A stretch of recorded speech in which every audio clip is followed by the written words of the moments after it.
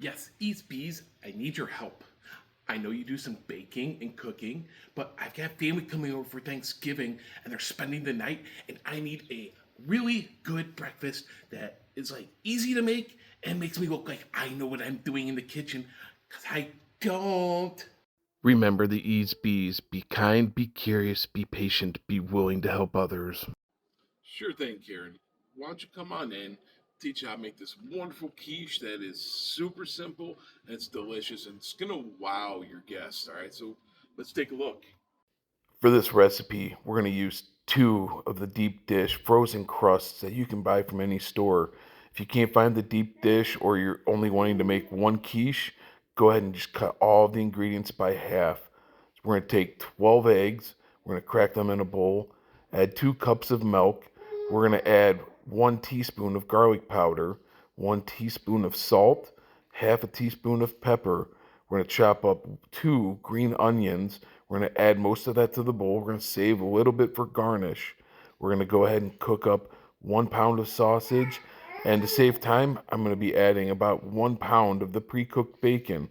But if you want to cook your own bacon, go right ahead. Once that pie crust is done cooking, as the box is directed, go ahead and pull it out. We're going to let it sit and cool down for a few minutes and put your oven at 350 degrees.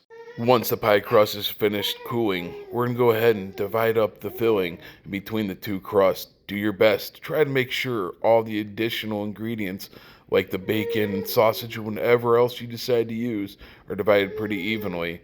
Once you get the crust about halfway filled, it's a great time to add your cheese. You can use any cheese that you prefer.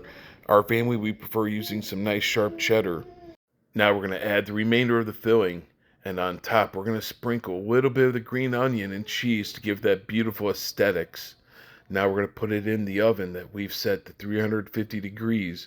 And we're going to cook it for 50 minutes, 50. Once the center is nice and firm and puffy, we're going to go ahead and we're going to pull it out. And we're going to let it sit for 30 minutes. What's great about this recipe is you can customize it to however you like. Just think of it as a super fancy omelet. Thanks, East Bees. That is so easy. Even I'm gonna be able to make it, and they're gonna think I'm a star in the kitchen. You have a happy Thanksgiving.